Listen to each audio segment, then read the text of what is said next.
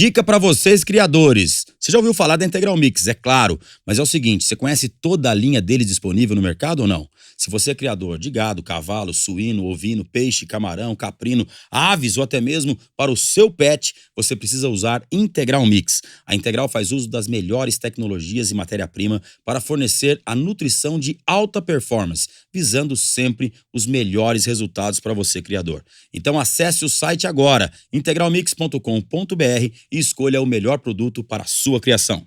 Cotação de preço da arroba em tempo real, preço de milho, preço de soja, tudo isso você tem através do aplicativo Comprigados. Tá aqui o QR Code para você baixar agora. É super fácil de usar, eu já baixei o meu, você tem que baixar agora aí. Comprigados, tá aqui o QR Code, baixa e venha fazer parte dessa comunidade Comprigados. Alô, amigos do agronegócio, tá no ar mais um Agro 360 para você, sempre com convidados especiais. E eu sempre lembro aqui que as entrevistas na íntegra estão disponíveis no nosso canal do YouTube, Agro 360 Podcast, além de também estar em todas as plataformas de áudio. Hoje eu converso com Mayara Fonseca, ela é veterinária, especialista em nutrição equina, parceira nossa aqui através da Integral Mix, que é o nosso grande parceiro aqui do Agro 360. Obrigado por ter vindo, Mayara. Eu que agradeço o convite, principalmente a oportunidade de estar aqui representando a Integral e falando, claro, de cavalo, né? De cavalo, a gente ama falar de cavalo, né? Tem muita gente que acha que o Agro 360 é só cavalo, não é não. É tudo do agronegócio, mas é que a paixão dos apaixonados pelo cavalo vem trazendo um atrás do outro aqui, é uma coisa fascinante, né? Não tem jeito, é o que nos move, né? É, e a Integral Mix, que é a nossa grande parceira aqui, ela tem um leque que ela abre dentro da nutrição animal, vai de camarão, ovino, bovino, suíno, o que mais tem? É muito grande o leque que abre. Sim, todas as espécies. Todas as espécies, né? E você tá, e agora o interessante é isso, você tá ligada diretamente em nutrição de equinos. De equinos. Eu sou responsável pelos produtos e pela toda a coordenação técnica da nutrição de equinos. Acompanhando, então, todo o desenvolvimento, né? Desde a barriga da égua até o cavalo atleta, a gente tá junto ali com a nutrição e com o apoio técnico, né? Agora é o seguinte, a Integral Mix tem que mandar pra gente aqui toda a cadeia, então, não né? É? Tem que mandar o povo do camarão, tem especialidade em camarão. Sim. Então vamos trazer todo mundo que prepara a alimentação para levar o resultado final pro consumidor, né? Mas hoje vamos falar de cavalo. Qual que é a sua ligação com o cavalo? Então, essa história é engraçada, porque a minha família não tem envolvimento no agro, nem no cavalo, nada. E desde pequenininha eu falava assim que eu ia ser veterinária de cavalo. Jura? Juro. Que bacana. Tem um irmão do meu avô, ele grava isso porque eu sempre falei que eu ia ser veterinária de cavalo. E ele falava assim, gente, mas por quê, né? Como assim? O que sua família fazia? Qual que era a atividade? Variado, mas eu fui criada, por exemplo, em Belo Horizonte, pra você ter ideia. Então, nada. Quando eu perguntei pra ela hoje aqui, eu falei, o que você é? Queria saber se era zootecnista ou veterinário. Ela falou, sou mineira. Mineira é a identidade principal, né? E aí eu quis fazer veterinária, também tive essa dúvida se fazer veterinária ou zootecnia, mas eu morava em Belo Horizonte e próximo da UFMG. E lá no campus da Pampulha, só tem medicina veterinária. E aí eu queria estudar na UFMG fazendo veterinária. E você pequenininha ali, você via cavalo? Onde? Onde que era o seu contato com o cavalo? Principalmente nas exposições ao redor de Belo Horizonte, a mãe sempre me levava. E na família, ali. Na Gameleira, em volta, né, das cidades Pedro Leopoldo, várias cidades em volta ali que tem essas exposições, então eu gostava muito. Tem estudo ali. Movia, assim, sabe, esse contato, porque eram festas agropecuárias que eu ia de dia, né, para poder curtir ali o cavalo mesmo, boi, ter esse contato. E nas férias, na família tinha cavalo, mas era cavalo simples, era uma coisa bem passeio, simples, né? de passeio. E aí eu gostava, cismei com aquilo e me apoiaram. Montava muito pouco, eu falo assim, não profissionalmente. Eu gostava de fazer cavalgada, de passear, de brincar. E aí, quando eu fiz a faculdade, no início eu falava assim, então, né, eu não vou mexer com cavalo, porque os meus colegas todos tinham envolvimento, tinha família que criava, e eu falava, não vou conseguir um espaço no cavalo. Por que você achava isso? Porque eu achava que era um meio fechado. Que para eu poder entrar, eu teria que ter um vínculo, um círculo de convivência para eu poder ser a veterinária de algum aras e etc. Depois eu vi que não era bem assim. Claro, a gente precisa se inteirar, é muito importante a gente estar no meio, mas eu fui me encaixando, né? fui me interessando e acompanhando, entrando no meio na forma profissional. Então, sempre fazendo estágio, esse contato já profissional. Eu entendi que eu não precisava criar cavalo ou competir com cavalos para trabalhar com cavalos. Que legal. Porque é uma paixão interessante quando você vê alguém que não tem o contato direto. Isso aí, algumas pessoas que aqui já tiveram em alguma situação não tinham ligações do agronegócio. E isso é bacana, quando você vê que o povo de fora entende a necessidade de cuidar do agro, Sim. né? Isso é importantíssimo. Tá, e aí você queria especializar em cavalo, desde pequenininha você já falou. Mas chega ali dentro da faculdade, não dá aquele pensamento que nem hoje o pet está numa crescente muito grande, né? O mercado de pet, inclusive a Integral tem a linha de pet, Sim. mas é que hoje fala-se muito, dá muito dinheiro você mexer com pet. Não fica aquela dúvida? Como é que foi isso para você? Foi, exatamente. E aí eu comecei a interessar pela nutrição. Mas primeiro eu comecei a interessar… De cavalo já ou não? Não, nutrição de suínos. Suínos? Suínos. Caramba, nada a ver. Nada a ver. E aí eu ia fazer uma iniciação científica, que é um projeto de pesquisa ainda na graduação. Mas tinha 2 vagas, a minha amiga passou. E eu falei, não, vai lá que eu vou procurar os cavalos. E aí, em 2009, teve um simpósio internacional do cavalo atleta, lá na UFMG. E eu assisti uma palestra da professora Dalgisa, que trabalha com nutrição de equinos. E aí eu falei, poxa, é isso que eu quero fazer. Me encaixei. Porque, na verdade, essa disciplina de equidicultura é somente no 8º período. Então, a gente não tinha contato ainda. E aí, na hora que eu vi, eu falei, eu quero trabalhar com isso. Procurei ela. E, na verdade, ela estava fazendo um pós-doutorado na Espanha. Mas ela falou assim, olha, no final do ano, eu tô voltando e a gente tá com alguns projetos que você pode participar.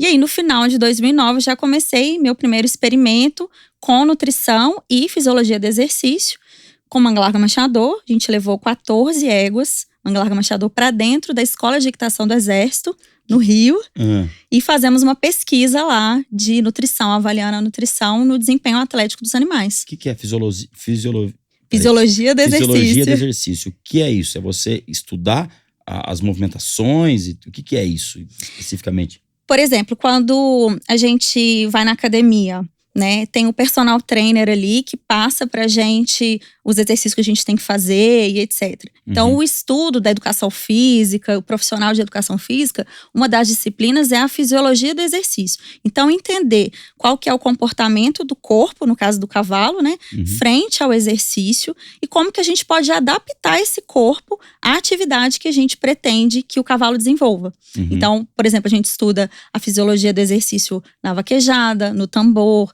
no Mangalarga Machador, né, para que essas adaptações no corpo do cavalo aconteçam para melhor performance. E quando você foi fazer esse estudo, você estava em que período? Você falou?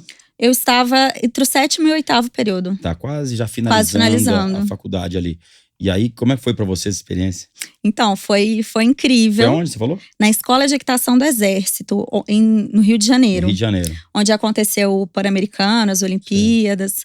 E aí foi interessante porque foi uma imersão, né, nesse universo. Claro, antes eu já tinha feito estágio em clínica, em reprodução. Então eu tinha um contato com o cavalo, já estava mais adaptada ao comportamento mesmo. E aí eu estava ali trabalhando, então, dia a dia com a nutrição e com essas avaliações, né? Então, lá tem um laboratório de esteira para cavalo. E aí a gente fazia, então, os testes na esteira, coletava sangue. E fizemos também um teste a campo para comparar se eu poderia testar o cavalo no dia a dia, a campo, se seria a mesma coisa de eu testar o cavalo na esteira. A gente faz adaptações, mas a gente consegue fazer. Porque não é todo lugar que tem esteira, né? A esteira é um ambiente controlado pra gente fazer testes científicos. E no dia a dia a gente faz, então, testes a campo. Então, hoje, a gente faz milhares de testes adaptado a cada modalidade para poder acompanhar essa evolução e adaptação do corpo do cavalo. E também, no caso da pesquisa, que é o que hoje eu atuo, testando algum produto, algum nutriente, para ver se ele vai melhorar a performance do cavalo ou não. E aí, nesse momento, foi a paixão. Você falou, é isso que eu quero. Foi. Aí eu falei, eu quero mexer com pesquisa. de cavalos, né? A criação de cavalos, tudo que envolva cavalos. E aí, logo depois eu fiz o mestrado, fiz o doutorado, fiz o pós-doutorado, queria dar aula, né? Trabalhar com pesquisa e dar aula. E aí, quando eu estava no pós-doutorado, surgiu a vaga na Integral Mix. E aí eu falei assim, opa, legal, vou lá fazer a entrevista lá em Fortaleza, né? Lá em Fortaleza. E aí, tinha sido uma novidade para mim, eu não me imaginava trabalhar na indústria, porque eu queria seguir a carreira acadêmica. Mas aí chegou lá, conversando com o Marquinhos, né, que já esteve aqui. Já. E a entrevista era com ele mesmo? Com ele e com o meu… chefe da coisa. Isso. E com o meu antigo gestor, que era o Celso. E aí, na entrevista, né, eu já tinha experiência em nutrição, nessa questão do cavalo atleta. E aí eu falei com ele assim, então, Marcos, eu nunca trabalhei, né, nessa parte de indústria e tudo. E eu sou, assim, um pouco sistemática, né? Gosto de pesquisa, essas coisas meio sérias, assim, né? Eu tô aqui à disposição, mas não sei se eu vou saber vender, falar uma mentirinha. Ele falou, não, mas o que a gente quer aqui é realmente testar os produtos, as substâncias e colocar para venda, para o campo, o que realmente funciona. Daí ele me contou um caso que tinha um suplemento lá na empresa que vendia muito e que aí, a partir de uma consultoria, eles viram que realmente não era algo que valia a pena fornecer para o cavalo, que a absorção não era legal e tal. E aí eles tiraram de linha. Aí eu falei, opa, então é aqui que vai encaixar. Porque eu gosto de pesquisa. A sua cabeça começou a trabalhar nesse suplemento já de cara. Exatamente. Qual que seria, né, uma solução nesse sentido. Então, casou, né, essa ideia de pesquisa, de trazer atualidades para levar para o campo de uma forma rápida, né? Porque a pesquisa, às vezes, na universidade demora um pouquinho para chegar no campo. Então, eu falei, não, então, na indústria, eu vou conseguir trabalhar com o que eu gosto. Casou tudo que Casou você queria, casou tudo ali. E fica próximo dos cavalos que você gosta tanto. Sempre, exatamente. Você continua montando? Bem pouco. Precisa montar mais. Preciso montar mais, né? Preciso montar mais, porque acaba não dando tempo, né? É o meu caso. Eu tô numa carência de um cavalo, que eu vou te falar, na minha correria de lá pra cá, pra todo lado. Bom, mas aí você entrou pra dentro da Integral Mix já pra pesquisa? Ou qual que seria a sua função hoje lá? É você preparar o que vai pra boca do cavalo? Isso também. Então, eu fico nessa parte de pesquisa e desenvolvimento dos produtos, né? Os testes para acompanhar se o produto está fazendo o efeito que a gente gostaria. E todo o suporte técnico de orientação de como fornecer os alimentos para os cavalos, o manejo geral. Então, auxiliar toda essa parte de criação mesmo e na lida também no cavalo atleta no dia a dia. Então, toda a parte técnica que envolve a criação e enfim, essa parte técnica mesmo do cavalo, tô lá junto com o pessoal. Agora, tem gente que acha que a ração é tudo igual, só tem a mais barata. O que diferencia tanto as rações? Para quem tem o cavalo de manutenção ali, o cavalo de passeio, o cavalo que trabalha pouco, passeia a cada 15 dias e tal. Como é que diferencia uma ração da outra para a pessoa saber qual comprar? Isso é excelente, porque na minha parte, quando eu estou desenvolvendo a ração, a gente pensa na necessidade daquele cavalo. Então, um cavalo de manutenção, um cavalo de passeio, ele precisa de menos nutrientes, menos energia, menos proteína, do que um cavalo, por exemplo, atleta, né? Então, por exemplo, nos nossos produtos, a gente coloca a indicação. Na hora que a gente olha lá atrás, no verso da embalagem, tá lá, para cavalo de manutenção, para cavalo de trabalho intenso. Por quê? Uma das situações seria a quantidade de energia. Então, imagina, se eu sou sedentária, eu preciso de menos energia na minha dieta do que uma pessoa que está se preparando para uma maratona, né? Então, no cavalo, a ração, ela tem essa questão, principalmente da densidade de energia, né? Da quantidade de energia que ela vai fornecer. Então, ali no rótulo, a gente vê como o extrato etéreo, por exemplo, que é a quantidade de lipídios, que seria a fonte de óleo da ração. Geralmente, quanto mais energética, maior o extrato etéreo. Então, é como se fosse uma escadinha. Eu vou trabalhando mais o meu cavalo, eu preciso aumentar a energia, eu acabo aumentando o extrato etéreo, dando uma ração mais energética. E aí, além disso, no caso, por exemplo, de potros, potro precisa crescer. Então, ele precisa de mais proteína, de mais minerais. Então, uma ração que já tem um pouquinho mais de proteína, 18%. Então, a cada… são muitas nuances, né, que mudam. E o principal que a gente fornece de orientação é olhar o rótulo. Porque ele vai mostrar exatamente para que tipo de cavalo aquela ração é indicada. Para a gente acertar no produto e no resultado, né? Porque essa minha pergunta parece ser meio ignorante. Pra quando tem uma pessoa que tá aí, especialista, dona de um aras, que tem um cavalo. Mas pro cara ali, que às vezes tem um cavalo, deixa numa hípicazinha perto da casa dele ou na fazenda dele, só pra curtir aquele cavalo, e às vezes chega lá, quanto custa essa? Essa custa 100, essa custa 93, me dá 93 aqui. E às vezes pode ser que não esteja suprindo o que realmente o cavalo precisa, né? Então esse estudo é importante, a pessoa conhecer o próprio cavalo. Exatamente, porque a ração, ela tem ali todo o complemento de minerais, vitaminas, né, de energia, de proteína que o cavalo precisa para estar bem e desenvolver aquele papel ali, seja no lazer, seja no exercício como um cavalo atleta.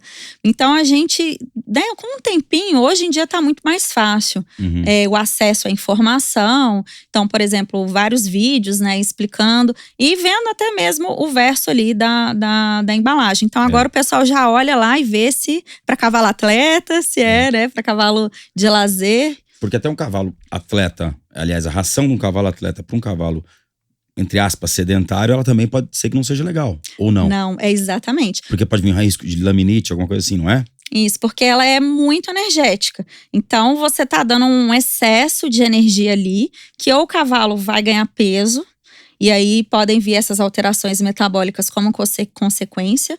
Hoje a gente tem um índice muito grande de cavalos com sobrepeso ou obesos, né? Verdade. Até mesmo cavalos de competição. Até no de competição? Sim. Por que se dá isso? Cultura. De cavalo bonito, cavalo gordo, de cavalo…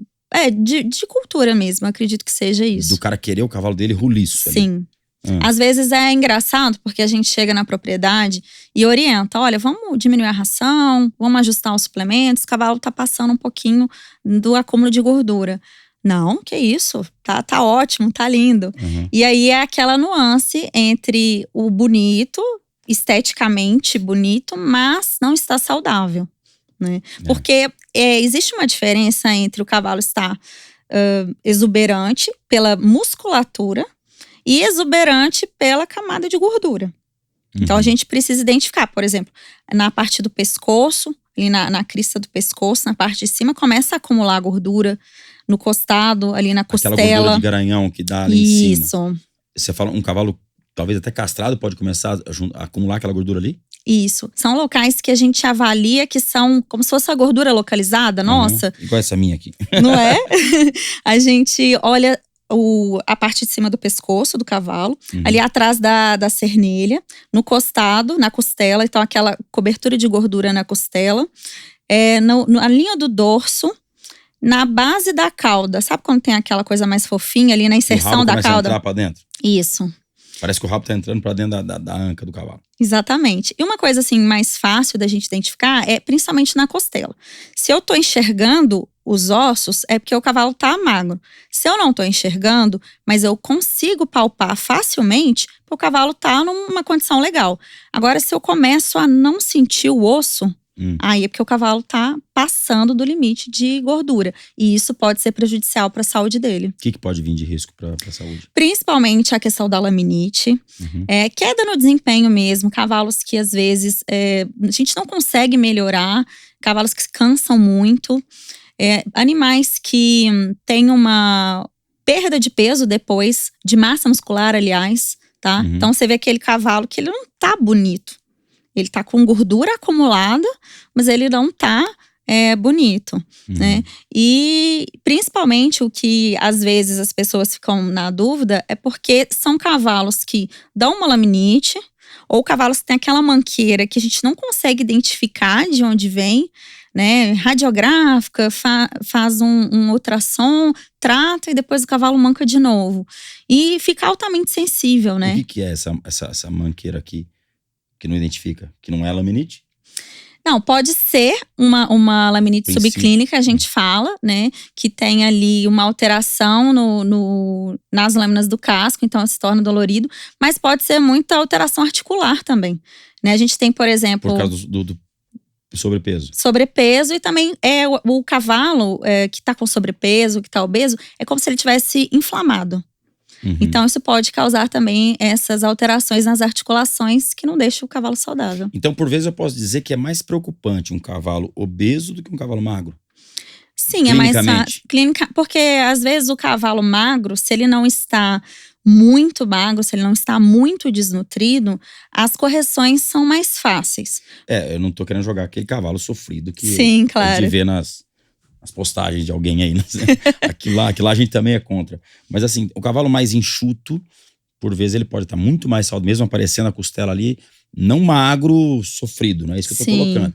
O cavalo mais enxuto, ele pode estar muito mais saudável do que um cavalo extremamente gordo. Exatamente. Até porque, às vezes, no cavalo que tá magro, tem alguém olhando ali para regular um pouquinho, aumentar um pouquinho a ração, aumentar o feno. Tem alguém cuidando para que ele não fique tão magro. E às vezes no cavalo obeso a gente já perde esse controle. Ele passa do ponto e a gente nem vê, né? Existe algum parâmetro de peso? Como dizem que no homem a sua altura, por exemplo, 1,70 m, você tem que ter 70 quilos, né? Para ficar o estereótipo perfeito. Não sei se é essa a colocação certa, mas no cavalo tem alguma medida, alguma situação de peso que tem que encontrar ou não? Isso é visual? É visual. A gente fala que é uma avaliação de score de condição corporal, que avalia exatamente essas regiões que eu falei. Então, pescoço, atrás da cernelha, costado, cauda. E aí a gente faz uma pontuação. Como se fosse o 1, cavalo extremamente magro, e o 9, o cavalo extremamente obeso. Tem algumas figuras para a gente se orientar. Uhum. E aí o cavalo número 5 seria um cavalo ideal, que é aquele que a gente olha, não enxerga as costelas, mas eu consigo palpar facilmente. Uhum. E aí eu vou então migrando, né, esses scores e pontuando. Por quê? Um cavalo, por exemplo, quarto de milha, vai depender muito da linhagem dele para saber se o ideal seria 500 quilos, 550 ou 600, por exemplo. Uhum. E além de tudo eu posso ter um cavalo… Tamanho, tem. Exato. E além de tudo eu posso ter um cavalo de 500 quilos, que ele tá com 500 quilos, mas ele está muito bem musculado. Perfeito, que é a massa… Que é a massa magra. A massa magra. Então, a principal avaliação é essas áreas de deposição de gordura localizada que a gente consegue ter esse controle. E aí a gente vai treinando, é visual mesmo, comparativo, a gente vai treinando a equipe, as pessoas que estão lidando ali, para a gente ter essa sutileza aí de corrigir, né, a alimentação. E a sua função dentro da empresa, você acompanha a campo, analisando esses animais, ou está basicamente nas pesquisas para preparar a alimentação? Eu acabo indo em alguns clientes que a gente acaba avaliando, né? Como um laboratório? Como um laboratório. E também por uma questão de amostragem mesmo, né? Então, por exemplo, eu acompanho alguns clientes de manga larga machador, de quarto de milha, de várias modalidades diferentes, para eu entender se o que a gente planejou e testou realmente está sendo validado ali, está funcionando, ou a gente precisa de algum ajuste, se tem oportunidade de desenvolver algum produto, alguma necessidade do cliente ali que a gente pode atender. Agora, tem um setor que eu já conversei com algumas pessoas aqui sobre ele, que é um setor muito forte, que é o setor de cavalo de lida. Cavalo de lida representa uma fatia muito grande do plantel do Brasil, né? Eu já esqueci os números, mas é muito representativo. E por vezes esses cavalos são um pouco esquecidos na questão de nutrição, né? Usa-se a ração do que sobra, às vezes, é um subproduto ali de um fubá que sobrou alguma coisa, uma soja, não sei de onde, faz uma mistura, que não tem uma nutrição, uma nutricionista como você para preparar. Vocês têm hoje uma ração destinada a isso ou cai na mesma ração do cavalo, o cavalo atleta? Não, ela cai numa ração entre manutenção e cavalo de exercício leve, que a gente fala, leve a moderado. Uhum. E no caso das fazendas, a gente acaba tendo essa orientação também. Por Mas quê? tem fazenda hoje que procura vocês para falar, eu preciso manter, porque a tropa trabalha mesmo, né? Às vezes o sujeito trabalha metade do dia com o cavalo, andando na fazenda atrás de gado, na parte da tarde arreia outro cavalo, descansa aquele, porque tem que andar. E é no cavalo que faz o serviço, né? Então, a nossa equipe, por exemplo, que atende os bovinos, faz essa orientação. de indicação para a tropa. E aí, faz essa avaliação. Às vezes tem égua pasto também, alguma coisa do tipo, alguma cria ali né, alguma criação de cavalos de uma forma para poder manter os cavalos de lida. Mas aí a turma do bovino te liga, mas como é que é isso aí? Não, então, aí a nossa equipe é treinada para fazer essa orientação. A equipe do bovino que está lá atendendo a fazenda também fala, precisamos manter esses cavalos. Existe essa preocupação da Integral nesse sentido? Existe. Porque os nossos produtos, eles são feitos de uma forma muito clara também. Então, o nosso especialista lá no bovino, ele facilmente, né, com os nossos treinamentos, consegue fazer essa indicação correta. E aí a gente tem essa atenção. Então, você cria uma galinha caipira lá, tem a ração, a orientação adequada. Tem o cavalo de lida, também tem o sal mineral, né, que é extremamente importante.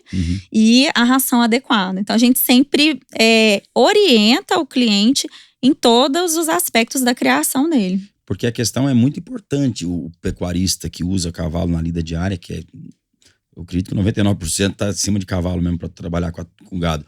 E ter uma alimentação adequada, porque o cavalo é tão atleta, ou quase tanto quanto um atleta de alta performance de esporte. Né? Até porque os esportes são o que veio da lida vai para dentro da pista, né? Então, assim, essa preocupação seria muito importante, inclusive na questão de casco, de ossatura, ferrageamento, é muita coisa para se preocupar, para achar que simplesmente o cavalo de campo é cavalo para ser largado. Exato. E assim, esse cuidado ele é extremamente importante, principalmente para a longevidade também, né? Exato. Daquele cavalo, dele ter uma vida saudável, trabalhar bem e conseguir desempenhar aquele papel ali por muitos anos.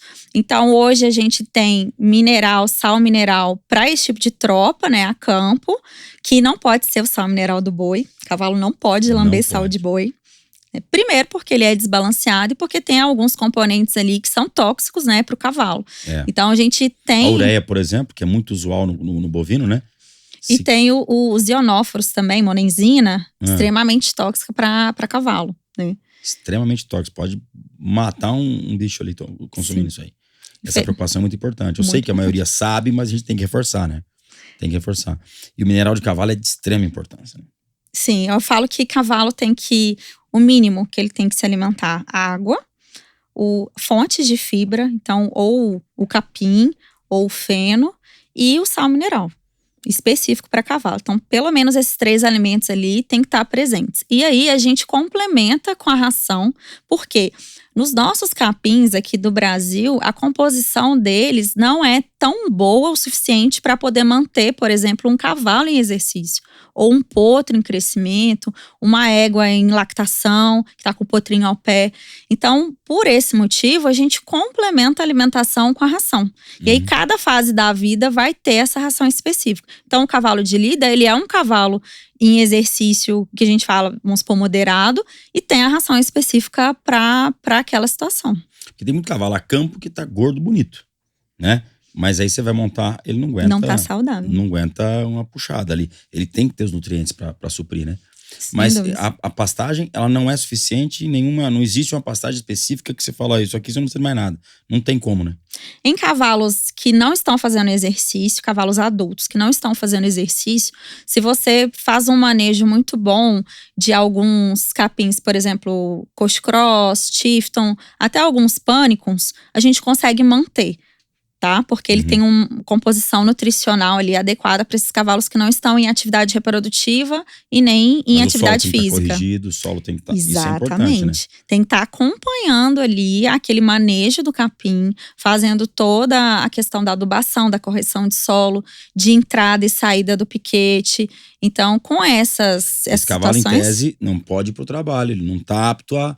Em tese, que eu tô querendo dizer, porque seria o certo, né? Sim. Ele não tá apto ao esporte, não tá apto a ir pra pista naquele momento. Exato. E aí, quando a gente começa a incluir atividades físicas, aí esse capim já não vai ser o suficiente. A gente vai precisar complementar com a ração que vai ter os minerais adequados, a proteína, a energia, que vai conseguir suprir ali, ele ter o resultado que a gente precisa e ter um bem-estar também, né? Estar saudável, isso é muito importante. O bem-estar animal é uma coisa que a gente… É só a gente nos olhos que conhece, né? E a gente consegue saber e cuidar dos animais da melhor maneira possível, né? Sem dúvida, o cavalo mostra pra gente, né? Mostra e fala tudo. Todo mundo que vem falar sobre cavalo, a sensibilidade, a questão de conexão, uma coisa surpreendente, fascinante. E a hora da alimentação, eu falo que é uma hora muito importante. Quando a gente vai ali oferecer a ração, que os tratadores, que são muito dedicados, eles conhecem cada animal. Então, o jeito que a eguada chegou ali no coxo, o potrinho chegou no coxo para alimentar, ele vai saber se o animal está bem ou tem alguma coisa errada. O horário de trato, é verdade isso? Horário correto? Sim. Cavalo, ele é acostumado com rotina. Se você implementa uma rotina, ele se acostuma com aquilo. E isso é benéfico para ele que a gente cumpra essa rotina. Então, se eu estipulei que meu horário de ração é 7 da manhã, meio-dia e 3 horas da tarde, eu preciso cumprir esses horários, até mesmo em feriado, final de semana, sempre que possível. Com o máximo de precisão de horário possível. Isso. Se a gente atrasa meia hora, 1 hora, você pode ver. Já vem, se for em piquete, já tá todo mundo perto da porteira. Esperando ali. Esperando. Se for em cocheira, tá os cavalos com a cabecinha para fora, porque eles têm essa rotina. E, principalmente, a expectativa da alimentação também. Então, o cavalo começa a esperar a ração. E se a gente demora muito, ele tá ali produzindo suco gástrico, né? Produzindo ali aquela adaptação para poder comer. E se a gente não corresponde, aí vem a gastrite, vem outros problemas, ou ele come muito rápido, e aí pode vir um desconforto. Então, rotina é essencial para o cavalo. E o número de tratos, você falou em 3 aqui, é o ideal? 3 é o ideal ou pode ser mais? Pode ser mais. Antes, a gente falava de pelo menos 2 tratos por dia. Mas hoje a gente já tá falando em, se possível, 3 tratos. Claro, a gente tá falando aí de cavalos atletas, cavalos que precisam de uma quantidade maior. Porque se a gente dá um volume menor por trato, esse cavalo vai comer menos, o estômago dele é pequeno, então ele não vai ficar desconfortável, vai digerir melhor, aproveitar melhor aqueles nutrientes. Se a gente dá um volume muito grande, pode causar um desconforto e ele também aproveita bem menos. Então, um trato de 3 quilos por dia, é melhor eu fazer 3 tratos de 1 do que 2 de 1,5. Isso. O resultado é diferente. É diferente. E a gente consegue ver que o volume, antes o pessoal queria trabalhar 8 quilos de ração, 6 quilos de ração. Se você escolhe a ração correta para aquele indivíduo, para aquela necessidade, a gente dá um volume muito menor. Porque pouca quantidade vai atender o que o cavalo precisa. Né? O cavalo foi feito ele se adaptou a comer capim, a comer o feno. A ração, como a gente mencionou aqui, é um complemento.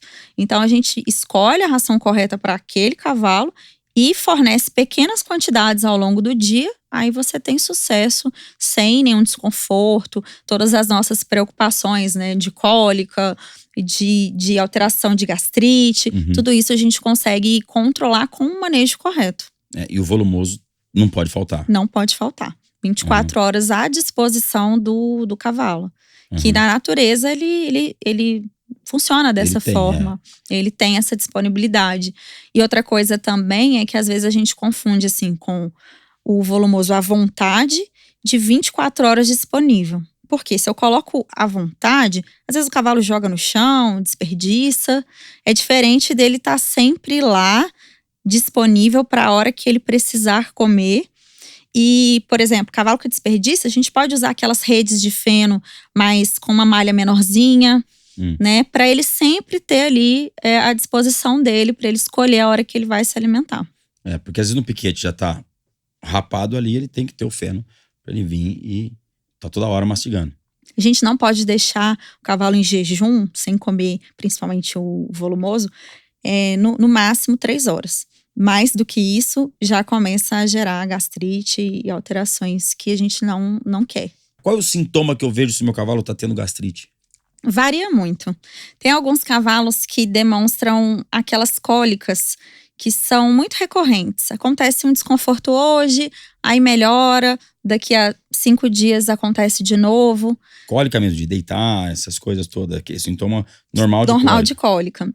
Alguns são mais leves, outros chegam a ser sintoma de rolar, enfim, de ter esse desconforto. Isso é cólica ou isso? Como é que eu faço para diferenciar se é uma cólica realmente ou se é gastrite? É porque a cólica é toda dor abdominal. Então, o cavalo sentiu alguma dor na região abdominal, ele vai ter sintomas parecidos. São parecidos. São entendi. parecidos. Eu achei que era diferente. Como é que chama? O sintoma era diferente. A gravidade, às vezes, vai ser diferente. Por isso que eu falei, alguns cavalos que têm gastrite vai sentir só algum desconforto, olha pro flanco, incomodado. Outros vão ter uma cólica um pouco mais parecida com outros tipos de afecções, né, do sistema digestório. E é aquele cavalo que sempre tem uma cólicazinha. Ou então, alguns cavalos, eles comem a ração e aí ficam mais quietos. Outros recusam a ração, vai pra prova, não quer comer. Tem cavalos que ficam com bruxismo, a gente fala, mastigando muito, comendo, engolindo ar. Essas alterações também estão ligadas à gastrite. E principalmente aqueles cavalos que ficam muito agitados, né? Então, é um desconforto que cada indivíduo vai manifestar de uma forma. A aerofagia, que é o engolir ar, que a gente trata, isso pode… De onde que vem essa aerofagia? Por que o cavalo tem essa característica de engolir ar quando alguns indivíduos têm? O cavalo, ele tem um comportamento natural dele.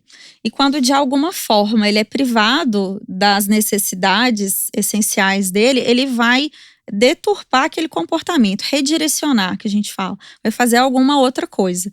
Então, a aerofagia é um distúrbio de comportamento. Pode estar ligado a várias situações. Falta de volumoso, ou o volumoso algumas horas, muitas horas sem estar disponível, né, que a gente falou que precisa estar disponível 24 horas. Então ele pode comer a quantidade que ele precisa durante o dia, mas à noite ele fica sem comer, por exemplo. Tá?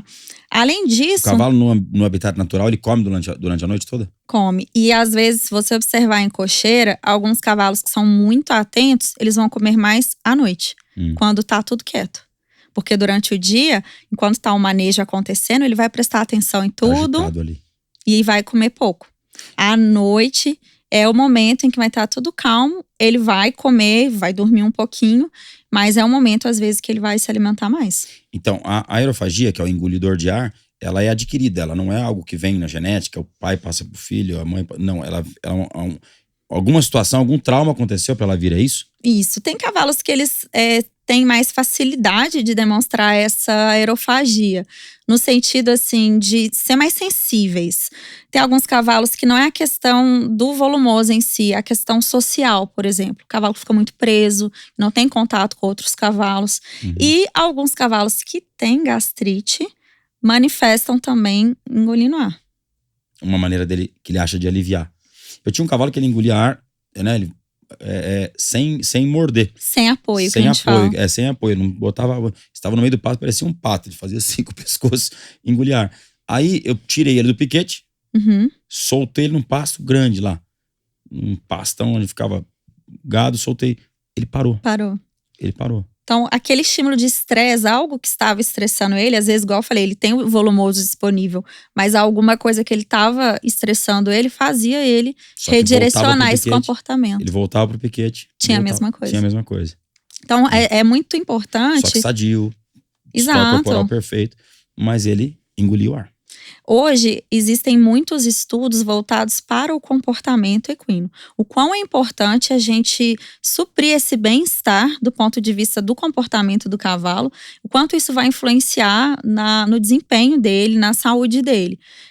Principalmente com relação aos alimentos. Então, quando a gente vai testar algum alimento, eu preciso entender como que o cavalo vai comer aquilo. Ele vai comer rápido? Ele vai comer devagar?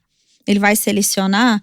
Porque o comportamento, ele dita muito essa importância. O cavalo pode estar bonito, mas se ele não está com esse bem-estar dele estabelecido, ele não vai estar 100%. E às vezes é algo individual, é uma sensibilidade, tem algum fator estressando que a gente vai precisar entender qual que é esse fator para corrigir para o cavalo ficar 100%.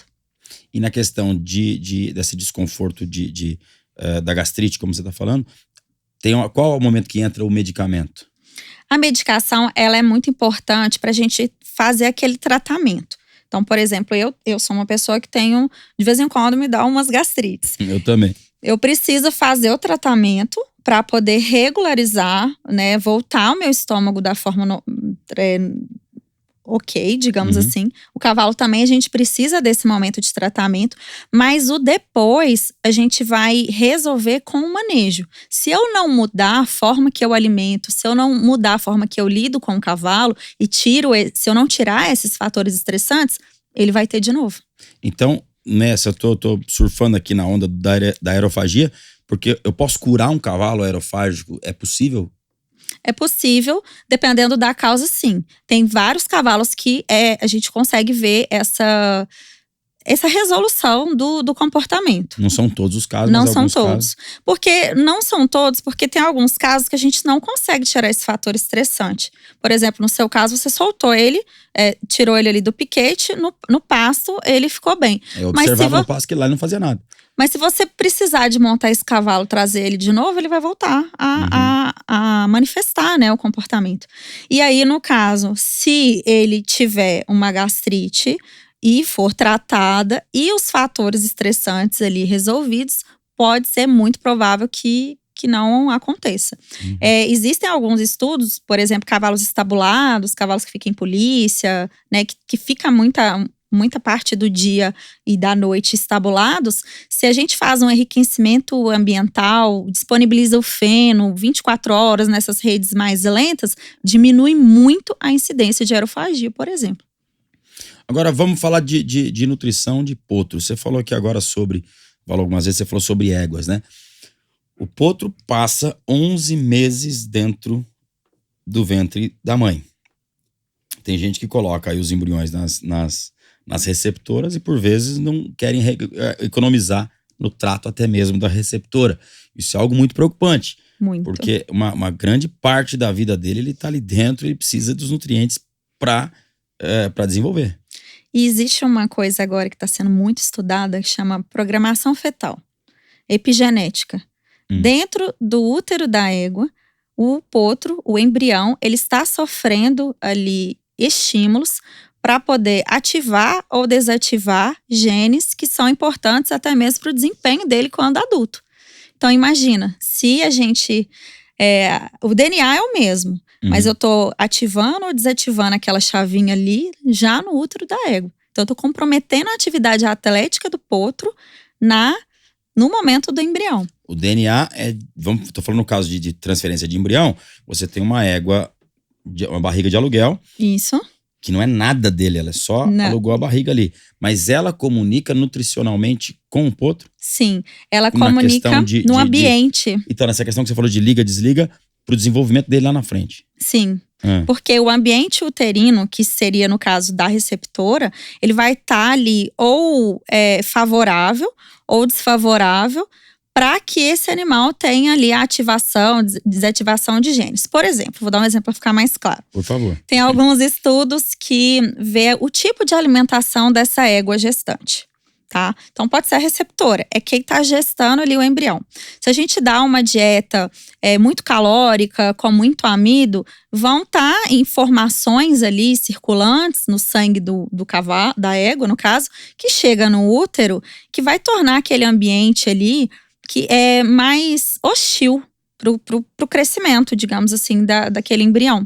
E aí, por exemplo, tem um estudo que mostra que as éguas que comem uma dieta de alto amido, que tem muito carboidrato, né, vindo aí do milho, por exemplo, nessa dieta, os potros dessas éguas, quando nascem, 80% deles têm a chance de desenvolver o que a gente chama de osteocondrose, que é uma alteração na articulação do potro.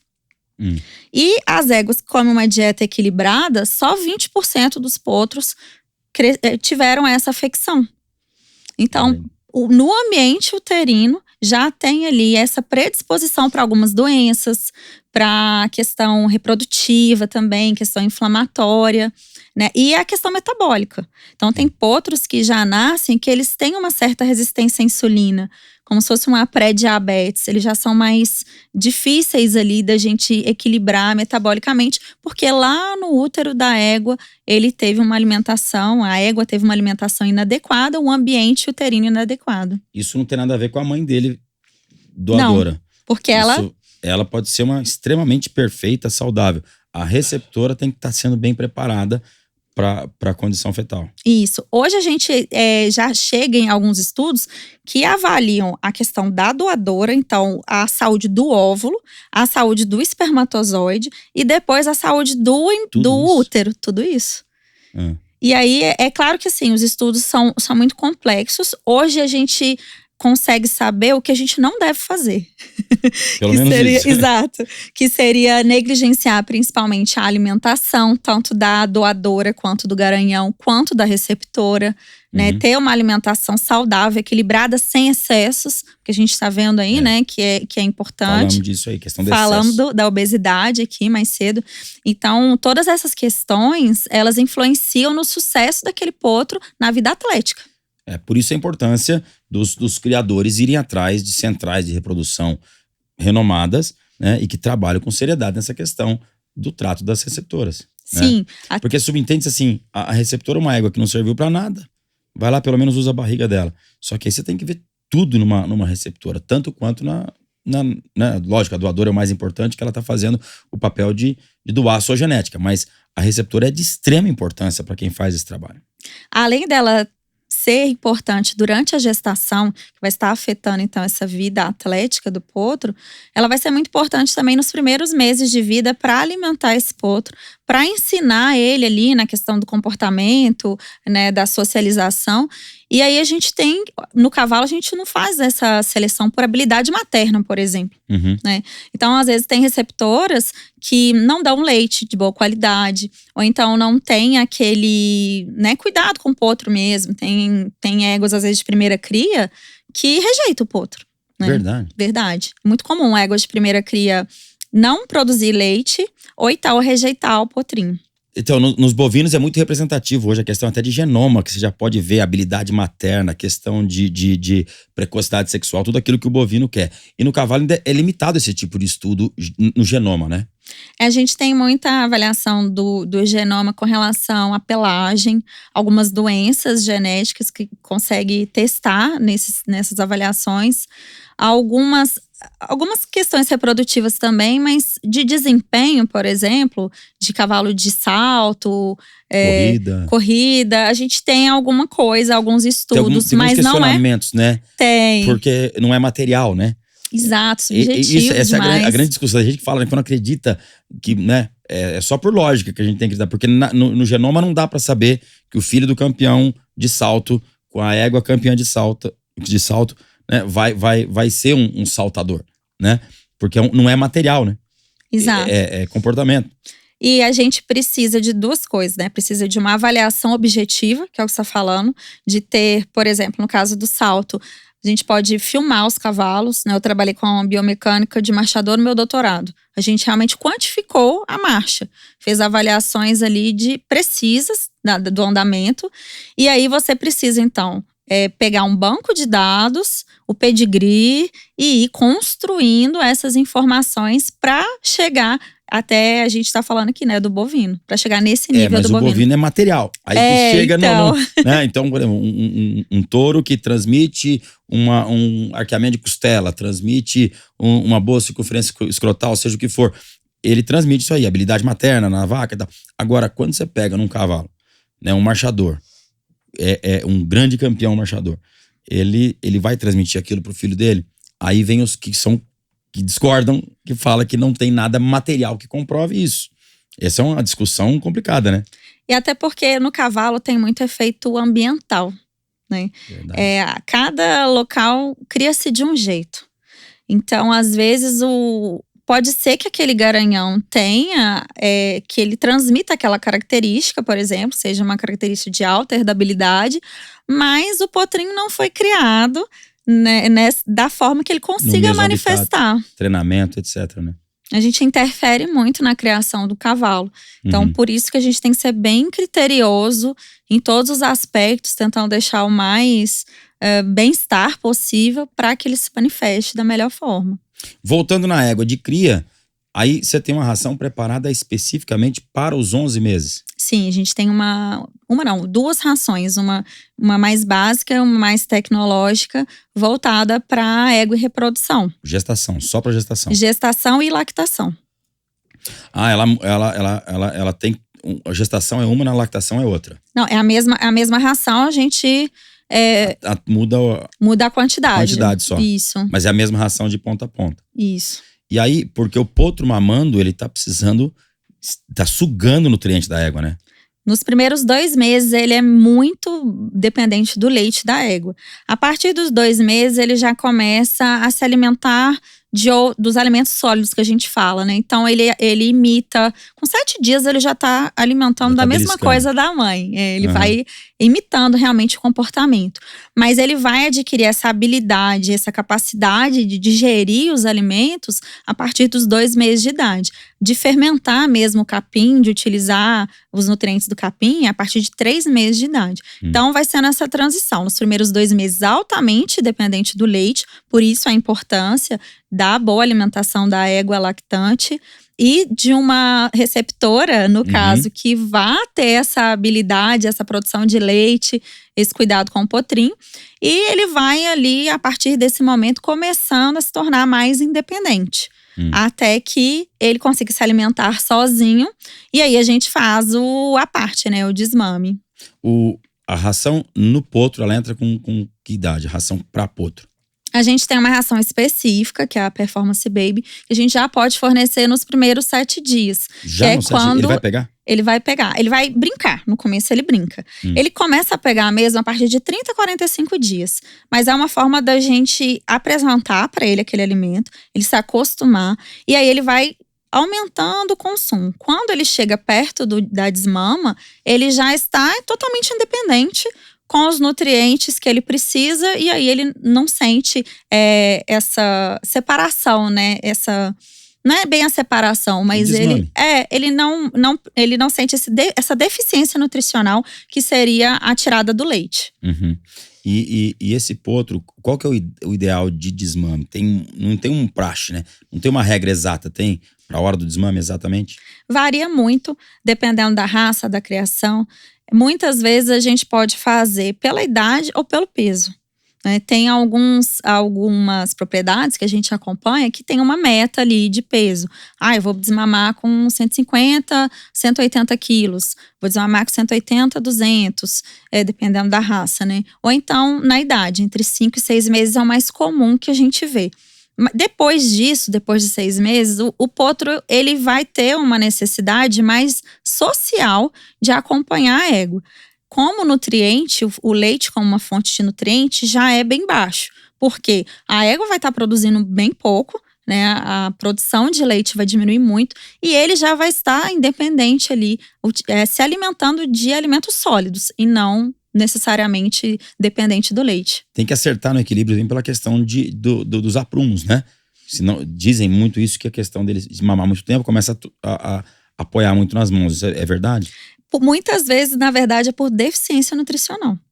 Verdade? Verdade. Porque aí, às vezes, o potro ao pé ainda, ele tá grande, não é que porque ele tá se abaixando para mamar, é porque ele não tá recebendo uma ração de potro, e aí a gente viu que o capim não é o suficiente para ele crescer da forma adequada e o leite da égua também não está sendo. Então, ele está com alteração, deficiência nutricional, acaba tendo essas alterações ortopédicas. Sem querer, aqui a gente fez uma continuidade, né? Da pastagem até chegar na ração do potro. Exatamente. Né? E no desmame, troca a ração, já não é mais aquela. Desmamou, vai para uma nova ração. Isso, a gente pode manter essa ração do CRIP, né, a Baby, até 1 mês após o desmame. Ou você pode ir alterando a ração, que seria na fase de júnior, que é uma ração da recria, uma ração menos proteica e que tem ali a quantidade de minerais adaptados também. Porque a ração, por exemplo, do potrinho lactente, ela tem a proteína do leite, ela tem mais proteína, ela tem mais minerais. Então, a gente faz essa transição porque a necessidade do potrinho muda também. Garanhão é uma situação complicada. Os garanhões, você falou agora há pouco sobre obesidade, mas os garanhões eles têm que estar num score corporal lindo, porque ele vai para o leilão para vender cobertura, chegar lá ele tem que estar lindo, brilhando, né, maravilhoso. Ao mesmo tempo, tem que estar produzindo sêmen, né? E então, existe uma ração para reprodutor específica? Hoje em dia, a gente faz da seguinte forma. Existem garanhões que são atletas, que tá sempre em exercício, então a gente acaba utilizando a ração do cavalo atleta. De alta performance? De alta performance, exatamente, para poder utilizar nesse garanhão. E a gente utiliza, em garanhões que não tem esse trabalho intenso, a gente já utiliza uma ração que ela é nutricionalmente adaptada, com menos amido, menos melaço, ou seja, menos açúcar, mais saudável, mais densa em proteína, em nutrientes que ele vai precisar, mas de um volume menor. Então ele come uma energia mais saudável, digamos assim, sem precisar, como ele não está gastando energia para o exercício, a gente faz essa alimentação diferenciada para o garanhão.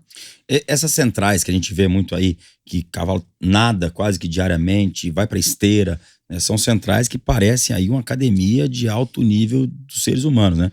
E cheia de exercícios lá. Esses exercícios que eles fazem é uma ajuda para que ele possa produzir mais sêmen? Como é que é isso? Sem dúvida, porque o garanhão ele tem um comportamento mais agitado do que uma égua ou um cavalo castrado, por exemplo. Então, se a gente inclui atividades, exercícios controlados nessa rotina do garanhão, ele vai ser um animal mais saudável. E ele vai ter esse equilíbrio de energia. Ele não vai se tornar um cavalo obeso, por exemplo. Uhum. E essas questões que a gente falou de síndrome metabólica, obesidade, um dos tratamentos da síndrome metabólica, da resistência à insulina, seria o exercício. Porque o exercício, ele estimula o número de receptores de insulina da célula ali. Então, se eu tenho diabetes, por exemplo, eu preciso controlar a minha alimentação e fazer exercício físico para que eu tenha uma saúde melhor. Claro, em alguns casos de humano, a gente tem que utilizar a medicação. Né? No cavalo também, em alguns casos, a gente vai ter que utilizar a medicação. Mas na maioria das vezes, numa alimentação equilibrada e o exercício físico, eu tenho um animal saudável. Então, hoje a gente acompanha várias centrais de garanhão e a gente sempre recomenda o exercício. Esse exercício, ele é controlado, ele é planejado para que não seja em excesso. Às vezes a gente tem alguns garanhões que já trabalhou aí anos, né? São garanhões um pouco mais velhos. Então a gente tem que cuidar dessa saúde também de todo o aparato ali do cavalo. Mas é muito importante que o garanhão se exercite. Rodamos toda a conversa e roda que é muito parecido com a saúde humana, né? Sim, então, volta e meia eu dou um exemplo humano. Exatamente, né? Você fala de tudo que pode… Né? Tudo que você falou aqui, eu falei, nossa, eu precisava ir pra uma central. Pra perder a barriga, voltar a fazer exercício. Porque é tudo a mesma coisa, tem que tá em extrema forma física, né? Então, e hoje a equinocultura no Brasil, ela tá vindo com essa excelência, né?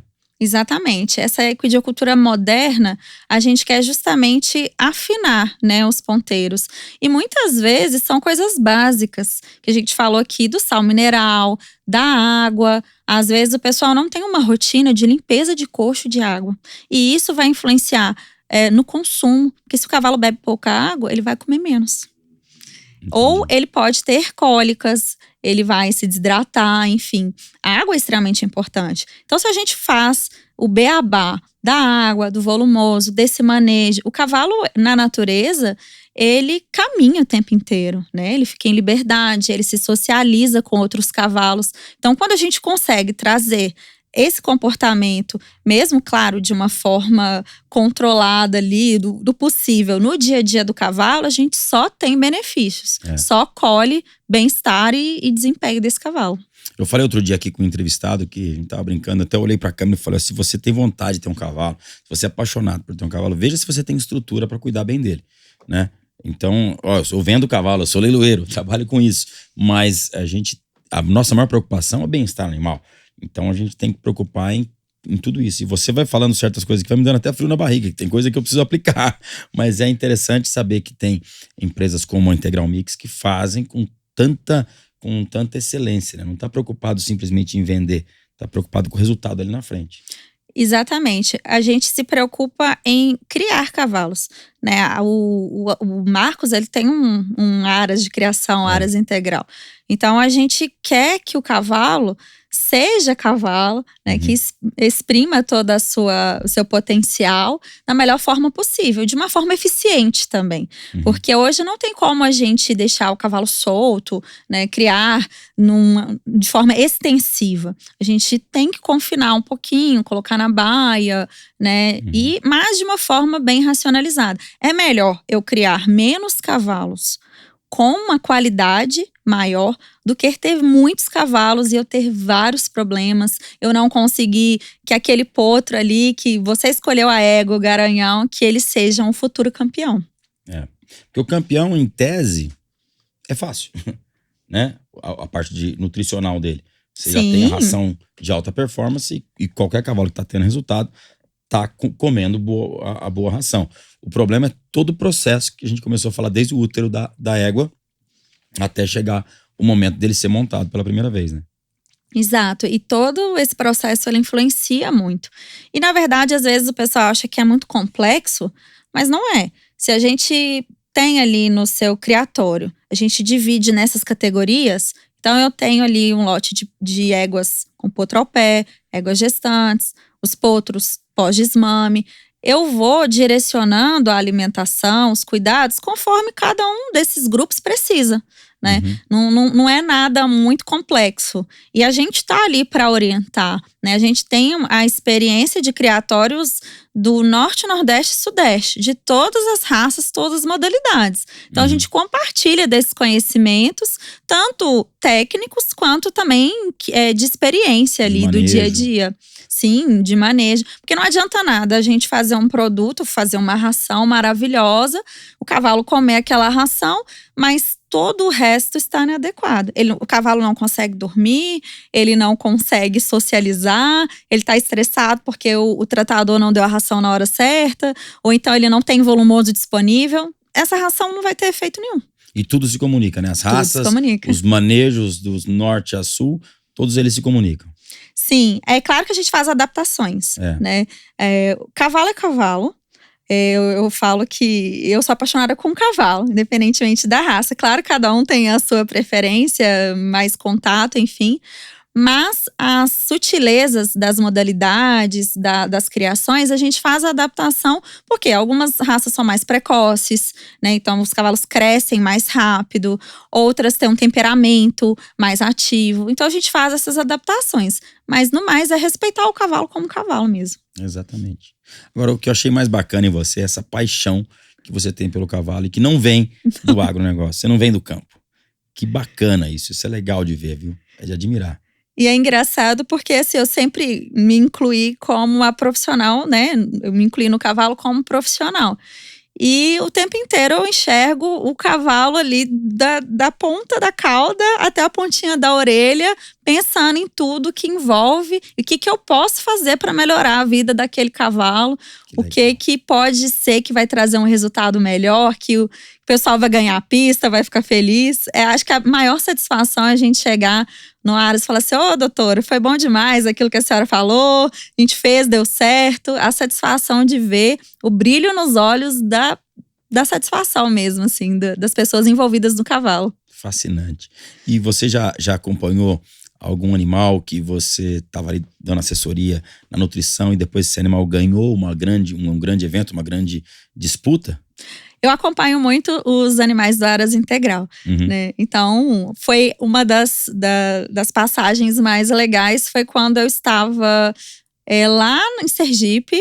E aí, na hora que eu visitei um criatório, saiu uma potra assim da baia, uma potra de 3 anos. Aí eu olhei e falei assim: acho que eu conheço essa potra.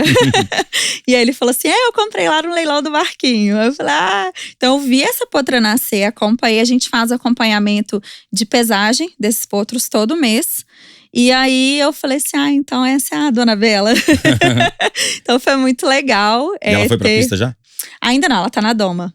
Ela específica tá na doma. A hora que ela ganhar, você vai não ver.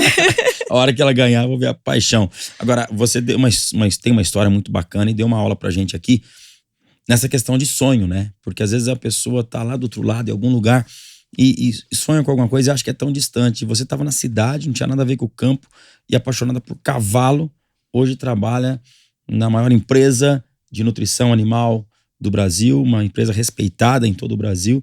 E quanta responsabilidade está na tua mão, hein, Mayara? Sim. Quanta responsabilidade. Quantos atletas hoje estão ganhando na pista e passam pela sua mão, pelo seu critério aí? Exato, e é muito bacana isso, porque a gente acompanha os potrinhos, né? Tem todo aquela história do cliente também, né? A criação, a história da criação. Toda vez que tem um leilão, é algo assim que eu adoro acompanhar os leilões dos clientes, né?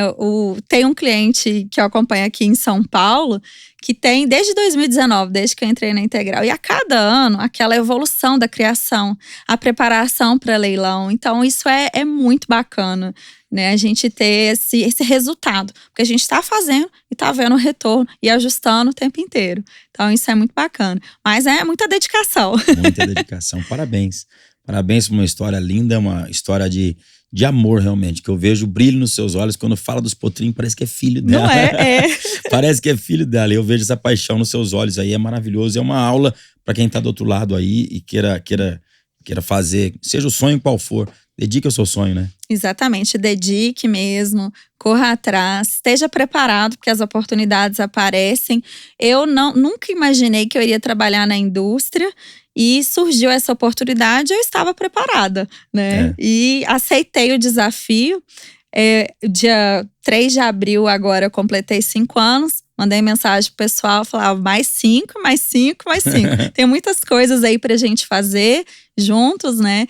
E é isso mesmo, não pode desistir dos sonhos, sem dúvida nenhuma. E uma coisa que eu achei interessante de você é que, como você falou várias vezes, você não esperava entrar na indústria, não almejava estar na indústria e parece que na indústria você se completou. Foi. Não, para você ter ideia, teve um concurso agora recentemente para professor de faculdade estadual. E ninguém acreditou. Como assim você não vai fazer o concurso?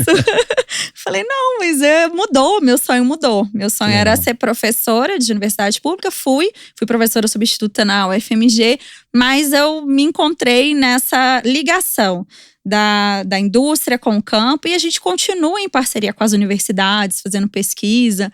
Então, o sonho foi adaptado. Legal. Muito bom. Obrigado pela tua presença aqui. Deixa um abração pro Marquinhos. Nós vamos estar juntos aí daqui a uns dias lá na inauguração da fábrica no Maranhão, né? No Pará, em Paragominas. Pará, eu confundi aqui, no Pará. Vamos estar juntos na inauguração da fábrica lá no Pará.